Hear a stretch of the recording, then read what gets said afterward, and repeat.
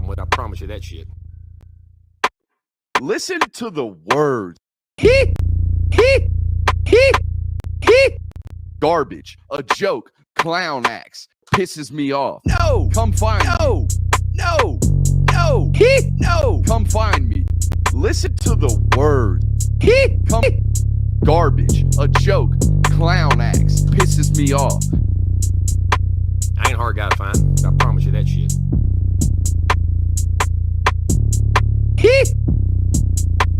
Listen to the words. Garbage, a joke, clown acts, pisses me off. What is up, ladies and gentlemen? Long time no see. Welcome into MBRs. We like to call it around here Nothing But Rants, the show where I bring in topics that I'm oddly passionate about and I pontificate upon them. These are not hot takes, but rather takes that I am hot about. Woo! Feels good to be back, baby. I mean, feels absolutely good to be back. You know, I was looking today. It's been 28 days since April 28th when we last did our last show. Can you believe that? 28 days. I don't know what in the hell you guys been doing. Probably been, Googled down in a YouTube wormhole. Am I right? Watching a lot of crazy driving part 12, right? Watching a lot of insane hits, NCAA 14. I mean, just all kind of random YouTube videos, right?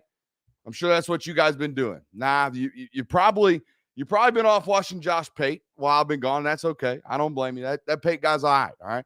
That Pate guy's all right. But no, super glad to be back with you guys again today. Already had some people talking. We're going to have to change the intro. Don't worry. We got something in the works. We got a listener that contacted me the other day, wants to take a stab at the new beat. So we'll try to get a new beat now that Jimbo and Nick have had their kerfuffle. We will, of course, talk about that today. I think it kind of brought to light some good things that could potentially come of this little brouhaha between some of the two of the better coaches and more prominent coaches in college football. Super juiced about that. We will talk about that today, of course, but got a loaded show for you. I'm going to bring you my thoughts from the road. Look, your boy, that's where I've been the last 18, 20, 25 days, last couple of weeks, right? I've been traveling the state of Georgia trying to look and find the best, or look for rather, and find the best football players available in the state of Georgia. I have titled myself as the state, lead recruiting analyst for SI.com. It is a title that I have invented. We don't have rankings. We don't have any of that. The main reason I do what I do during this time of the year, and I will continue to do it for as long as this is my job, is to provide as much limelight and attention as possibly can to as many high school football programs as I possibly can. Meet as many coaches as I possibly can from D1, Power 5, all the way down to the NAIA. So then I can turn around and develop those relationships and maybe possibly one day be able to vouch for a kid in order for him to get a scholarship offer, things like that, right? We build and cultivate those relationships for a lot of those reasons. But we also do it to go take a look at and lay eyes on some football players who may or may not end up at the University of Georgia, or some football players that you might want to or need to land at the University of Georgia. So we will bring you the thoughts from the road.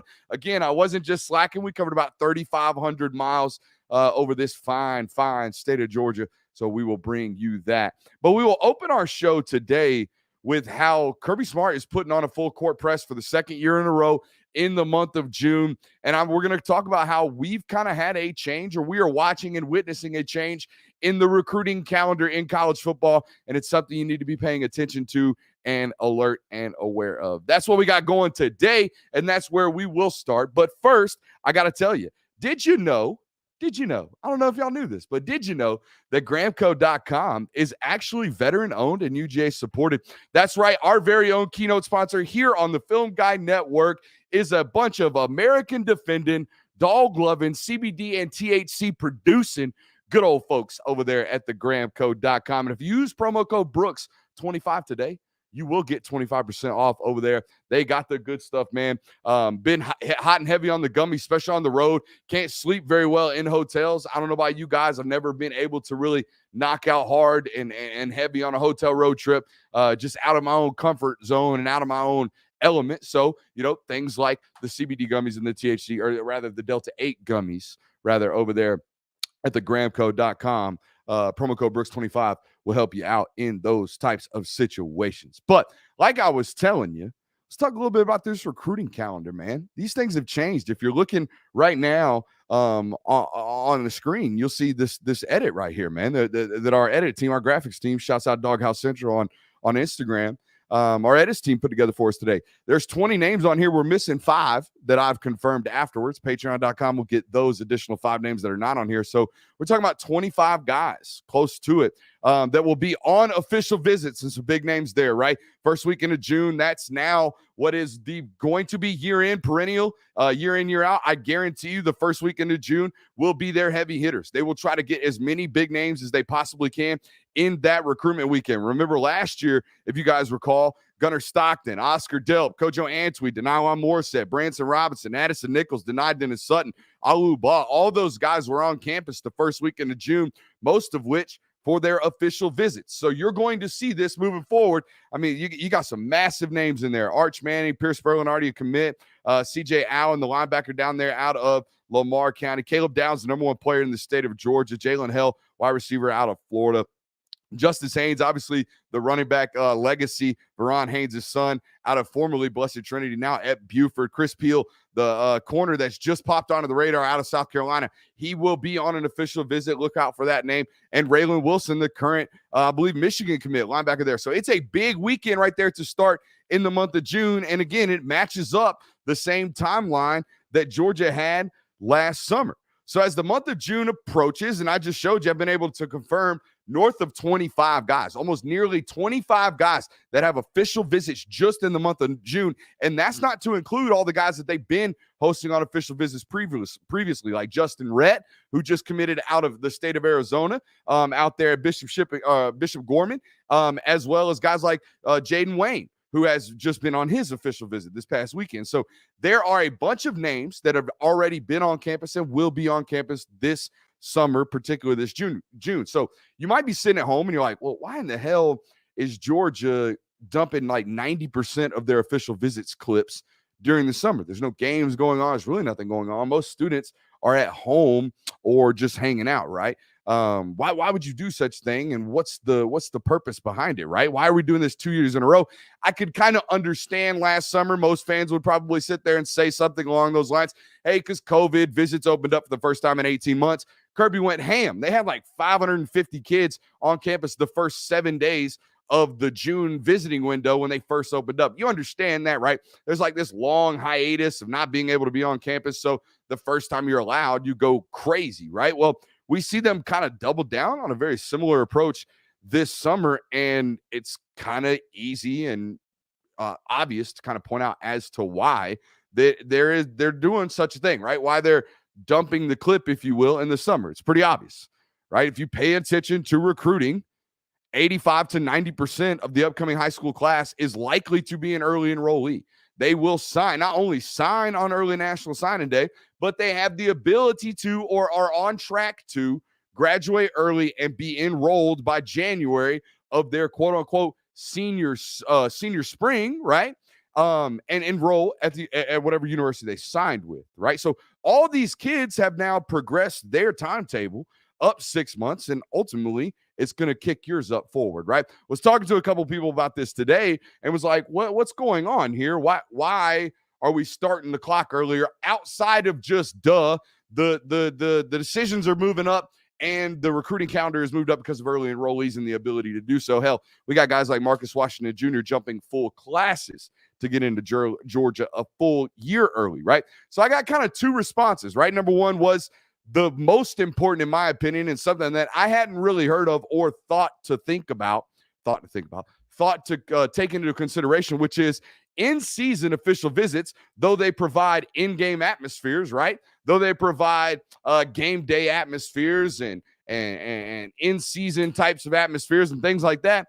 Not only is your host super occupied as a recruit taking an official visit, not only is your host super occupied, right?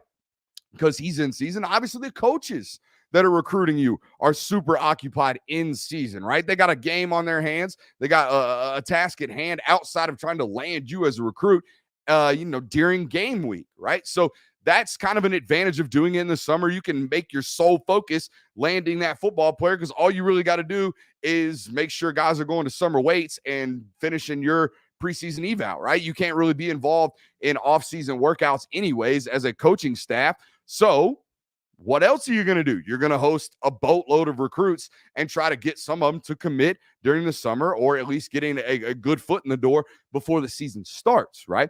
And the second, and also a very important aspect of this discussion, was like what we have just laid out. Not only are guys enrolling early, but they are committing earlier than ever nowadays, right?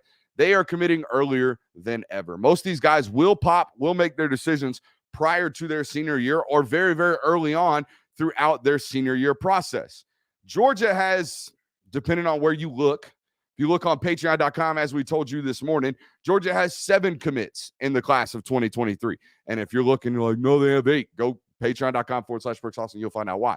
Okay, so they've got that many right now. And you would imagine they're going to take 28 again because the NCAA bumped the scholarship number up, or is at least allowing it to be fluctuated. So they're going to take a large class, and they just spent the spring evaluating and reshaping their board, right? So you'll see them, all these names on this board you're looking at right here, guys, on this graphic. Shouts out to Doghouse Central. Okay, on this graphic, you will notice these are the takes, man. If you're looking for who are the takes in the class, Brooks, these are it. Okay, if any one of these guys, in my opinion, called, asked for a spot, demanded a spot, said I want a spot, they got a spot. Okay, every single one of these guys can get into this class at any point during this recruitment process, and a lot of them will, right? Just like that first weekend of June, that list we read off to you earlier, right? Most of those guys, outside of Dennis Sutton and Addison Nichols and Kojo Antwi, ended up in that 2022 signing class.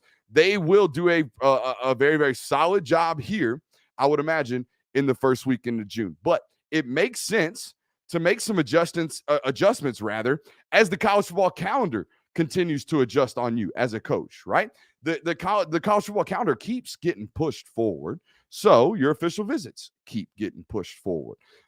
Even though most of these kids, I mean, hell, 5 years ago, you probably couldn't get guys to take in summer official visits because they want the recruits sometimes want that in-season atmosphere, right? I mean, I would have liked to probably have partied after that Notre Dame game in 2020.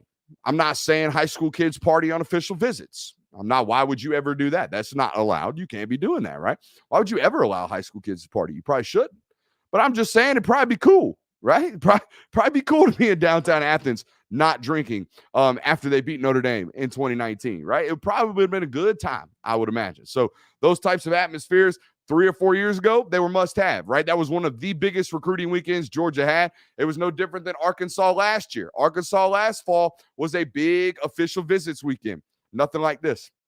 They are loading up as much as they can on the summer for a good reason. It makes sense, right? Most of these guys, like I told you, will be up and out by the time the season rolls around this fall, okay? Again, got another loaded couple of segments for you coming up as my phone is going off. All kinds of good stuff going on here over the phone, man. It feels good to be back on camera. I got to tell you, I was telling my wife today, normally I take about 3, maybe 4 pages of notes, depending on how comfortable I feel. Not really nervous anymore when it comes to doing this stuff. It's the 10,000 hour theory is very, very much so applied to what it is that I do on camera. I feel comfortable doing what we do and all that good stuff. But the quality of the product might not be as good. It might be too fast. It might be too slow. I might stumble. The thoughts might not be as collected if I feel like I don't just take a crap load of notes before I get on here for the first time in a month, right? Here in like a week and a half, when I got like 5, 6 shows up underneath my belt, we got some film studies thrown up on the board. Your boy's rocking and rolling and feeling back in his element here in the studio. At that point, hey, we might be able to just turn the camera on and get it rolling, right? Get it rolling and rocking. But tonight, we kind of got to, dip our toe in the water, right? We're dipping our toe in the water for sure. So I appreciate you guys for being back here on the channel, man. And like I said, it feels good to be back dumping these NBR takes. Not too fiery tonight, just kind of calm, lackadaisical, and informative. I think that's the vibe that we're rocking here on NBR tonight. Not hollering and screaming, but just dropping that sweet, sweet knowledge. Like my thoughts from the road, man. Thoughts from the road just pounded the pavement, dude. Absolutely pounded the pavement over the last couple of weeks, trying to see, like I said, as many football players as I humanly possibly could. Told you at the start of the show, 33 programs this past month that we saw, covered almost 3,500 miles of this beloved and beautiful Peach State. And boy, oh boy, do I have thoughts and do I have opinions about everything from football players to gas station food.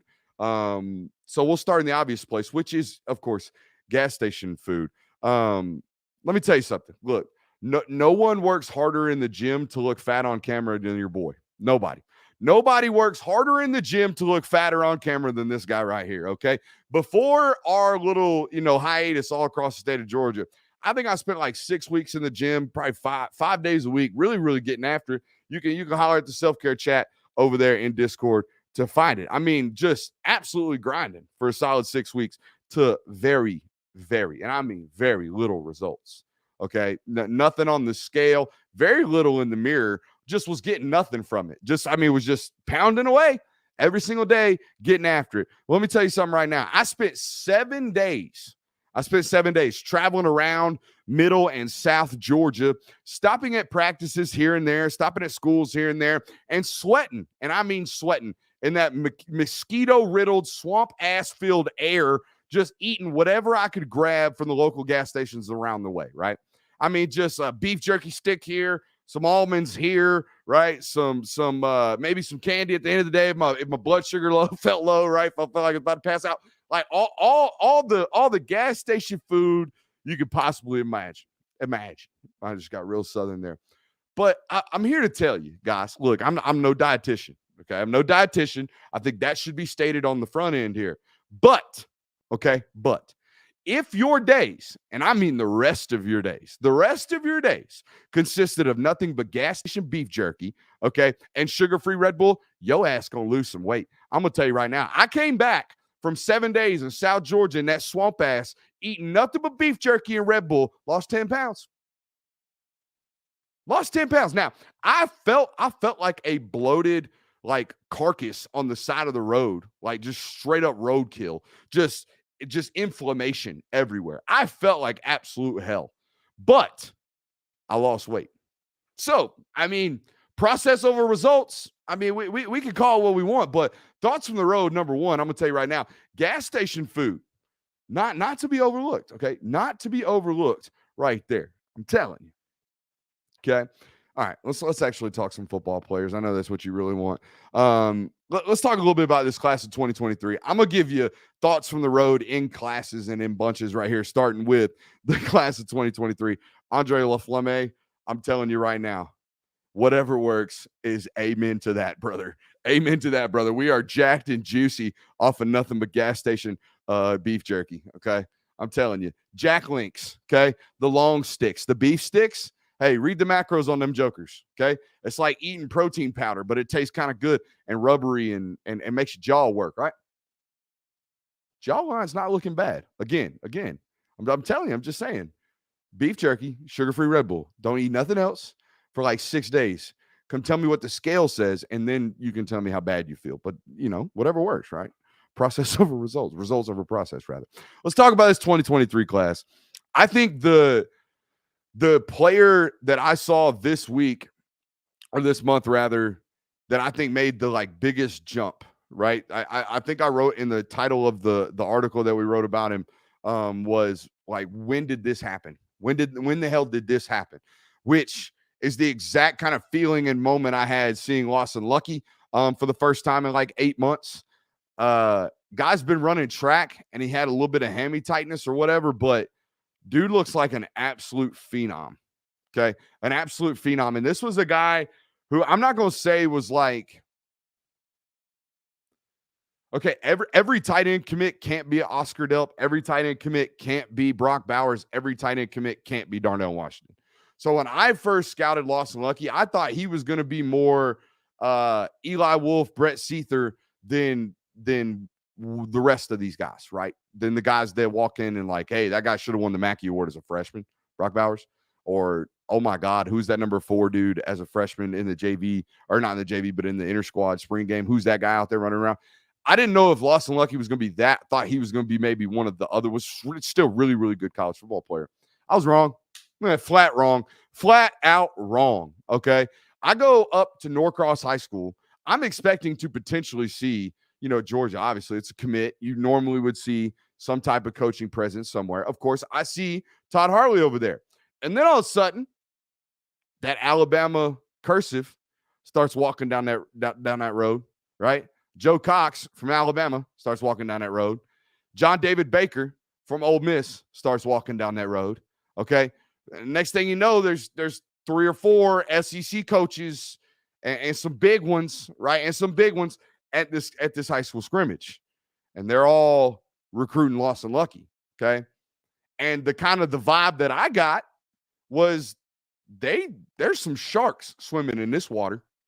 There's some absolute sharks swimming in this water. So, yeah, Lawson Lucky turned into a dude this offseason. Y'all going to see it. You might not see it in the stat books. Don't stat watch Norcross High School football. Don't do it, okay? They win. That's what they do, but they don't be out here banging out like 100 catches for the tight end. So don't expect nothing like that. But if you get a chance, just go look at him, okay? He's completely changed as a football player in the last 18 months, and there are some people holding out hope that maybe he doesn't end up at Georgia, or potentially trying to make sure he doesn't end up at Georgia. The next one that I saw in 2023, I'm not going to give you all of them. I saw obviously a bunch of players, but kind of give you the cliff notes of guys that I think are worthy of talking about, right? Not that other guys aren't, but we're limited on time here tonight. We can't sit here and talk about every kid that's in that article. If you want to read it, it's over on si.com. Just Google Georgia's recruiting notebook. It'll probably pop up. But one of the next guys I was really, really impressed with, just on a professionalism basis, was Vic Burley. I mean, that's a grown man. There's a grown man down there from Warner Robins. And the more and more I watched him, the more and more I was reminded of one of my favorite evals. And he's not an NFL superstar. He wasn't a superstar at Georgia. And in fact, I don't believe he was like a major recruit. And that was Malik Herring. I loved watching Malik Herring play football. Always in the right spot. Always had great technique. Always played with tremendous amount of effort. Always was the first to move and was the first to react. Always was in the right place at the right time. Always basically ruined every single trick play that any team tried to run against Georgia for 3 years when he was on the field. That's what was watching Malik Herring. That's what it was like watching Vic Burley when I was down there at Warner Robins. Just consummate professional. Good effort, good pad level, just a really, really, really good football player. Guy you got to have. Absolute guy you got to have. Another guy that kind of fits a mold, but not necessarily an offerable mold just yet, is Zachariah Keith from Douglas County High School. 6'5", 265 pounds, plays defensive end. I should be honestly, at this point, I should be able to call Georgia and just say, hey, 6'5", 265 DN, runs like a deer. They normally offer that kid, especially when he's in the state of Georgia. Not here, not yet. Okay, we'll see if something pops, something happens. They have been in contact. Zachariah Keith told me that, Trey Scott has his phone number. They talk occasionally. They just haven't offered. Hey, let me ask you something. Any of you guys ever been have any of y'all been on an interstate lately? I mean, anywhere. Literally, hop on an interstate anywhere and tell me what you see. Because what I see is everybody and their damn mama done bought an RV or a fifth wheel or a camper or one of them goofy ass tops that sits on the back of your truck. Okay? Everybody and their mama. The pandemic done got everybody freaked out. Not freaked out, but cooped up. Everybody was just like cooped up like a little bunch of crazy people. Everybody fighting each other. And now all y'all dum-dums want to go buy equipment and tie it behind your truck and take it down the interstate and hang out with your family in a daggum box on wheels. Why? What are y'all doing?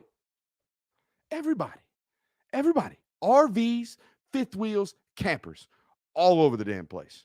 All over the damn place. My in-laws got one of these jokers. Had to go see it the other day. Had to trek my butt out to a daggum RV park in northeast Cobb County. Okay? Yeah.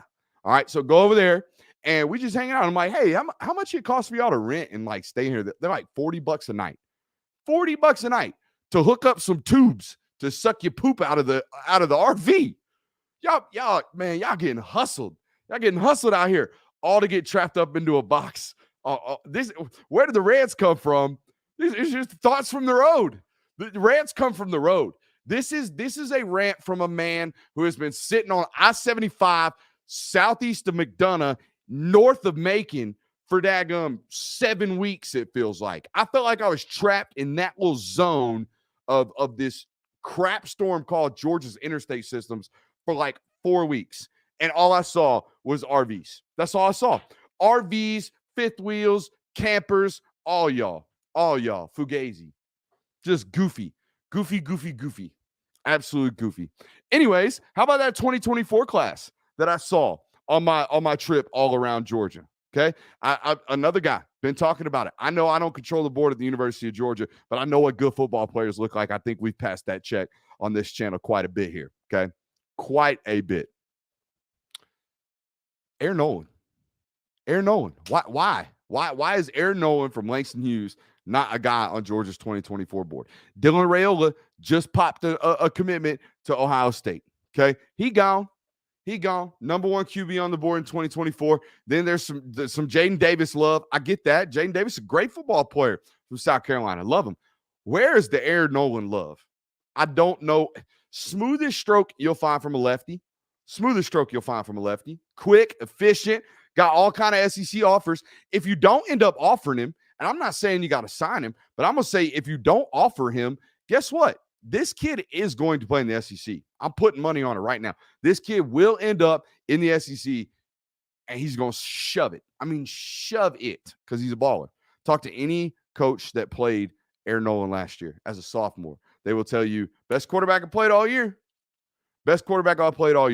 He was dominant this spring in the 7-on-7 circuit. He was dominant at the Elite 11, took home awards. He will be dominant every summer camp that there is this summer. And if you're not careful, you're going to be late on this kid. You are going to be late on this kid if you're not careful. I will not stop talking about Aaron Nolan. I can't. Now, as for some more 2024 guys, Buford's got a pair of edge rushers that are bona fide dudes in 2024. Edric Houston is one that we're going to talk about here in a minute.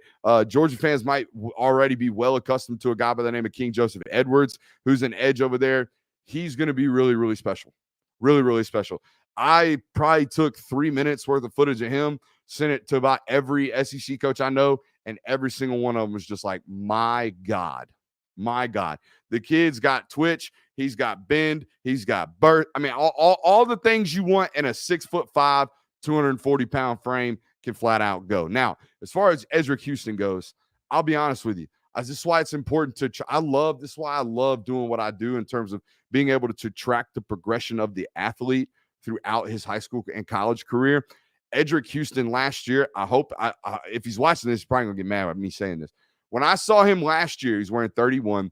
To me, he was one of the very first edge rushers or outside backers that I've ever looked at, and I said, I don't know, son. Maybe we need to play tight end. Only one. First one in a long time. 6'4", 6'3", real long-armed, but real slender at the time and kind of soft-bodied. I saw him this spring. He's put on 30 pounds of muscle, okay? He looked like he ain't done nothing but just wake up in the morning, eat a bowl of 45-pound plates, and just shove a spoonful of whey protein in his mouth, and farting pixie dust as he leaves, right? I mean, just absolutely just huge now, okay? And looks really, really good. He put on, like I said, 30 pounds this offseason. He's going to be a monster this fall. And the last 2024 guy I want to talk about before I give you another thought from the road, and a lot of you aren't going to like it, Daniel Calhoun, okay? Daniel Calhoun is a guy that is really, really highly ranked in a lot of services, and I've only really seen him on the camp circuit for a long, long time. And if you see him in shorts and a T-shirt, you'll probably think he's carrying a lot of bad weight, which he is. He's carrying not a lot of bad weight. He's carrying some bad weight. It was much, much worse. They've gotten him into a much, much better playing body right now. And it'll be looking even better this fall, according to his coach that I spoke with. Coach O'Sullivan, good dude. But anyways, Daniel Calhoun, I'm all I'm all on board. My guy right there. Okay. There is something about young men that have been big their whole life. Okay. Because when they're young, especially if they grew up in Roswell, Georgia, or wherever they grew up, when they are young, they are told how big they are. Their whole entire life, they're told how big they are. And they're told when they're playing with other kids, they got to be real, real careful. Okay. Be careful. You're bigger than little Johnny.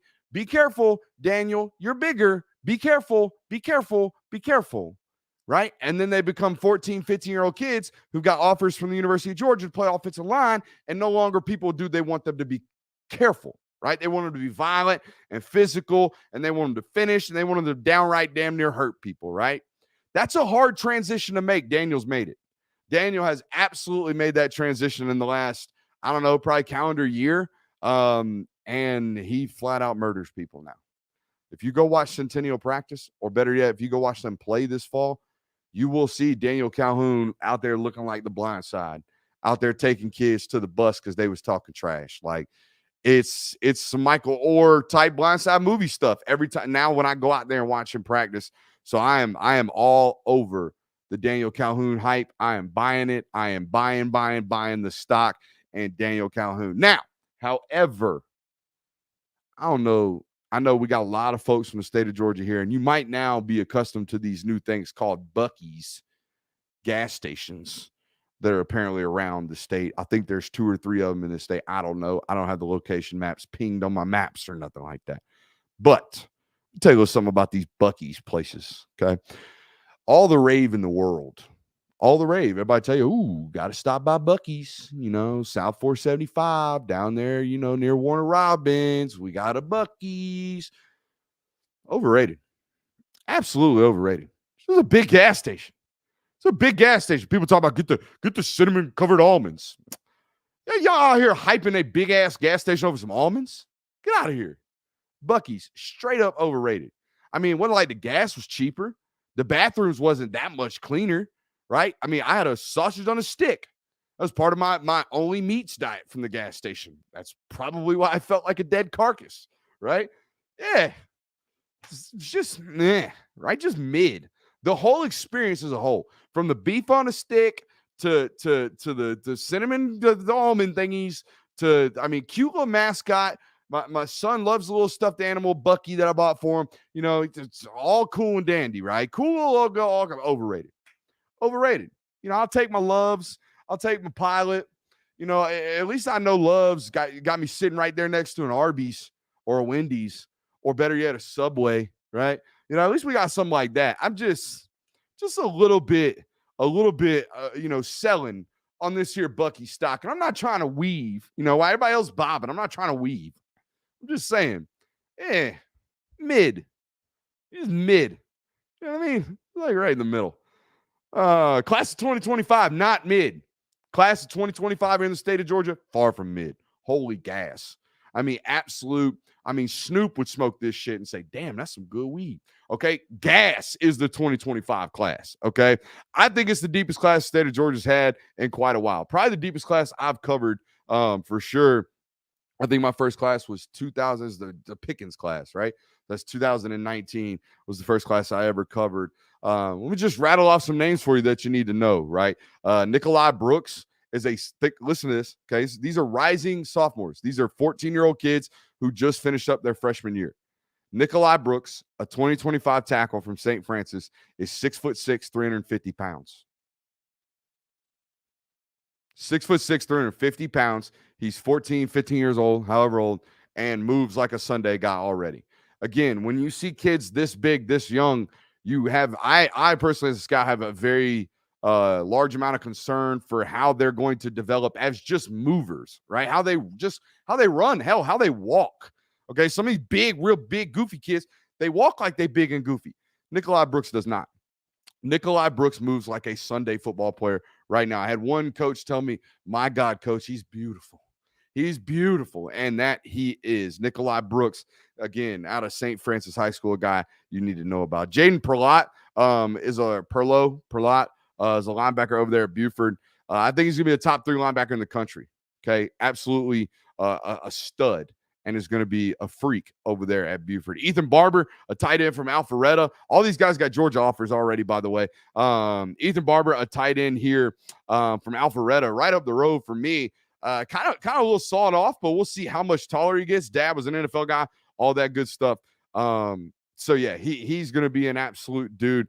And one of my favorites, a guy that I saw put 275 on the head top of Lowndes last year as a true freshman. Think about that. 275 yards, 1,700 yards total last year as a true freshman in 6A South Georgia football. Osmani Kroma.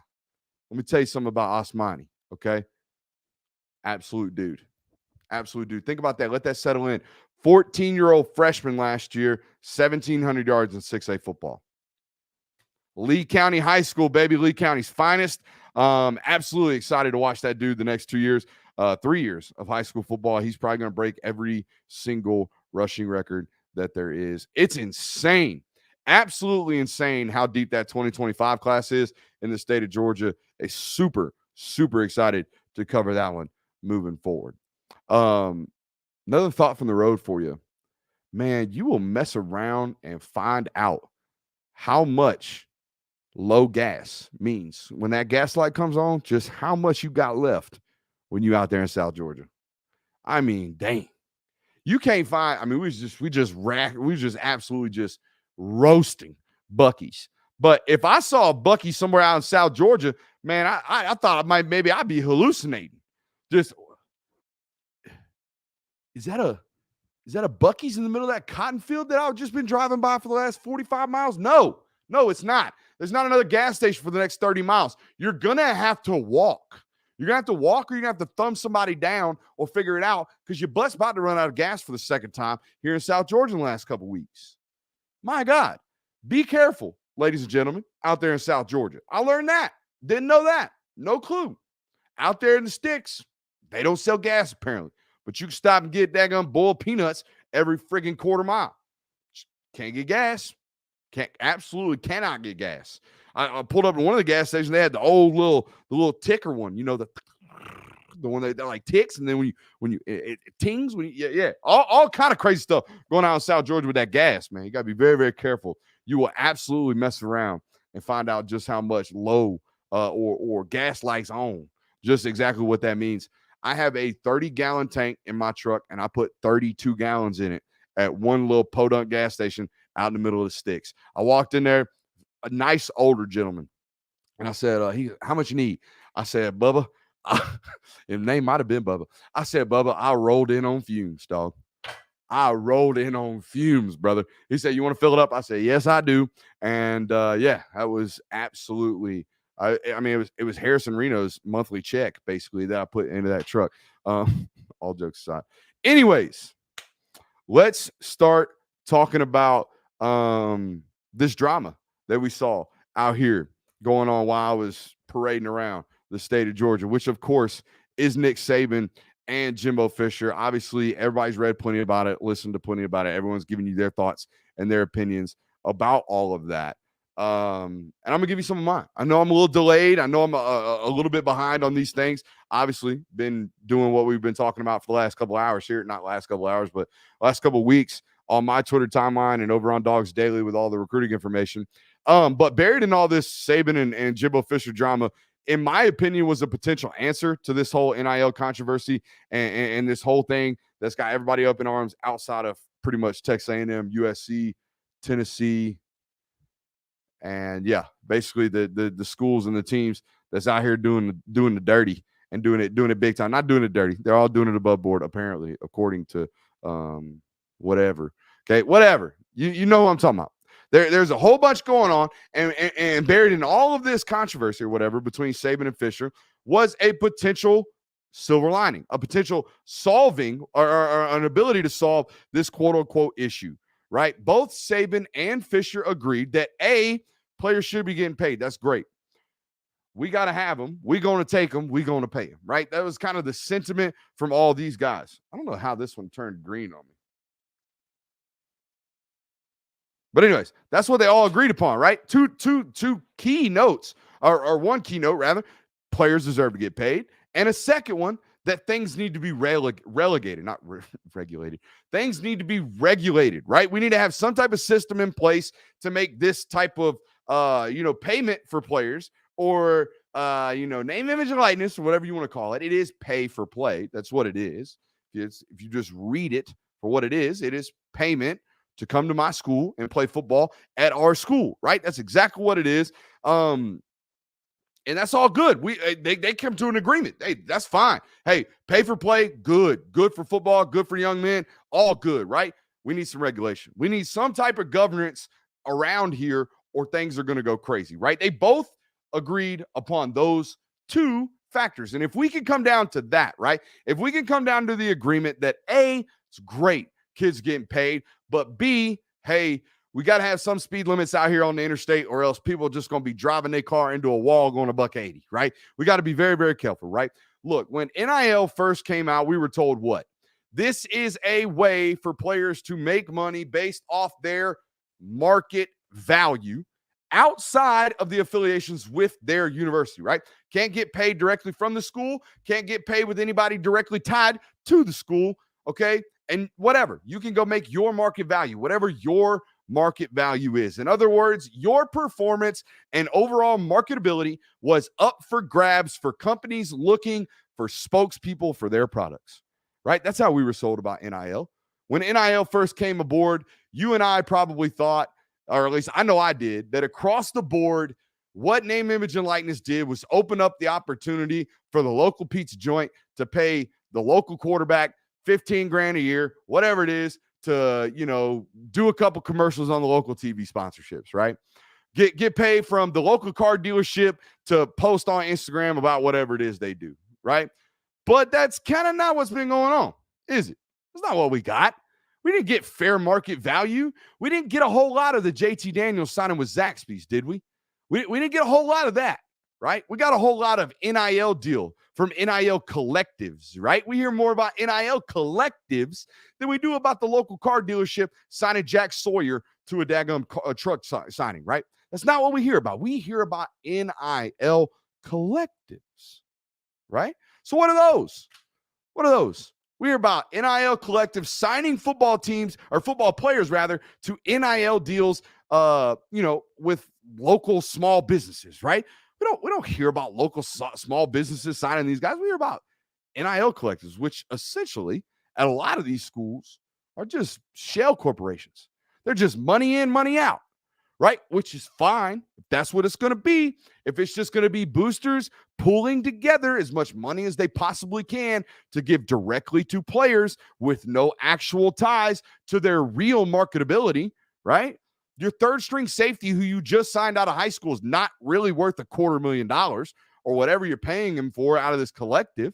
You're just paying him for acquisition of the talent, which is fine. Again, if it is pay for play, if that's what it is, which it is, if it's simply up to the purchase price of the talent, then that's fine. Let's call it what it is.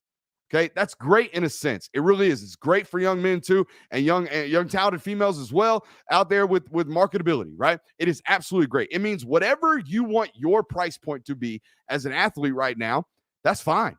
It isn't tied to some actual predictable model, right? It's whatever the going rate appears to be for you as an athlete, right? For Quinn Ewers at Texas, it's a Lamborghini deal and whatever else, kombucha money, right? It's whatever the market tells you are worth, which at Texas for Quinn Ewers is a Lambo deal. At Tennessee, it's $8 million for Nico, apparently. I'm not supposed to say it, but everybody knows it, right? Everybody knows that $8 million deal that The Athletic reported 4 weeks ago, days before Nico Lamalavia committed to the University of Tennessee, everybody and their mama knew exactly who that player was that was getting that $8 million. So the market is just everywhere, right? It's scattered everywhere. And it's kind of funny. We do a segment around here and we joke all the time about Nostrabizis, right? You guys, I love Nostrabizis. I don't know about you guys. It's our segment where I come on here and I say, hey, look, man, some dum-dum's going to do the Bo Nix thing in a couple months. And sure enough, some jackass does the Bo Nix thing, right? They do the Bo Nix thing. Oh, Bo Nix, got history against Georgia. Oh, Oregon got a fighting chance, right? Every year. It's very, very predictable. Nostrabizis nails it. Well, a year ago, this time last May, I came on here and I told you I had a segment rather, about how name, image, and likeness very well could bring back the blue bloods in college football. Right? I laid out a really, really clean argument about how NIL opened the doors for ultra high net worthy individuals. Remember this, ultra high net worthy individuals who are worth a net worth of north of $30 million. How it opened up the doors for these guys to potentially, and gals, to potentially pay for players to come to their beloved universities, right? I laid it all out. And I also laid out how a direct and very, very obvious isolation of these ultra high net worth individuals were located at a select few schools, right? Miami had 1,700 as of the date of me producing that content. Miami had 1,700 of these individuals worth north of $30 million. Michigan has 2,000 of them, including billionaires Stephen Ross and Larry Page. If you don't know who Stephen Ross is, he owns the Miami Dolphins, and Larry Page is a CEO at Google. I mean, this ain't local dealership car money, right? This ain't Pella Indoors. What great company that a University of Georgia founders created. This ain't Onward Reserve. This ain't Zaxby's, guys. This is freaking Google. These are billionaires, not 30 millionaires, not 40 millionaires. We're talking about billionaires at some of these schools. Texas has 5 of them. I laid this all out for you a year ago when NIL was just a myth that was on the horizon, and it came in July. It came 2 months after this segment where I told you Miami's got a shitload of them. Texas has got 5 billionaires. USC has 3,000 graduates worth north of $30 million. Jimmy Haslam, don't know if you know him, owns Pilot. Happens to be one of the most oil-rich individuals in the world, worth more than $3 billion. Just so happens to be a Tennessee football fan. Where did $8 million worth of an NIL collected for a high school quarterback come from? I don't know. Maybe the billionaire. That's also tied to every bit of legislation that goes through the state of Tennessee as well. You know, there's a quote in one of my favorite movies, Rush Hour 2. Detective Carter says, talking about Ricky Tan, right? It's Ricky Tan's boat. He says, and I quote, follow the rich white man. If you just follow the money, you will follow what's going on. Texas A&M's recruiting success is directly tied to oil prices. I wish that were a joke. I do. I wish that were a joke. Follow the rich white man. All this money is great. It's great for kids. We've always talked about how great this is for kids. But the problem is we have to have speed limits in this pay-for-play stuff. Because if we don't, right, we have to have a line that simply you don't cross without it becoming unfair and without the NCAA at least slapping you on the wrist with a speeding ticket. Because now all college football is right now is a rich man's game. Okay, if you are the richest man in the room with the biggest wallet, you will sit taller than everybody else, which is great. I love capitalism. It's awesome. It's cool. You know, Darwin's theory, all that good stuff. I want people to survive and you know, big fish eat little fish and all that good stuff that you tell me in business school is great for the economy. I'm all for it. Except I'm not for it ruining the game that I love, okay? I'm not, okay? I'm not here for your ability to just round up hundreds of millions of dollars via whatever you're rich for, okay? And taking your thing that is a toy, rather, okay, and your college football team and making it the best available because you just have the funds to do so, right? We got college football programs that don't have access to the billionaires, right? Most of them happen to be the teams that were running college football previously. Okay. And it could sound really, really, sensitive for a Georgia guy or someone who's paid to cover the University of Georgia to come on here and hate the new way of player acquisition as opposed to the old way. And the old way was crooked too. But at least in the old way of player acquisition, there was a line. There was. It was very, very much so unspoken. It was very, very much so untalked about, but it was kind of known. Hey, we don't go over this, right? If we do, everyone's going to be ratting on us. NCAA is going to slap us for Texan hookers out there at Ole Miss, Hugh Freeze, right? That's what it looked like. If they catch you going way too fast, the NCAA is going to come in there and catch you for McDonald's bags, Jeremy Pruitt. That's what it was. But now we don't have none of that, which means we don't have any rules, regulations, which means we have no fairness. And if we have no fairness, we will have no parity, which is what all you guys want. You want your college football to be fair and to have parity. And the only way for that to happen is a little something called a salary cap. Any time in the history of sports, pay for play has been enacted, which means player acquisition comes through exactly that payment.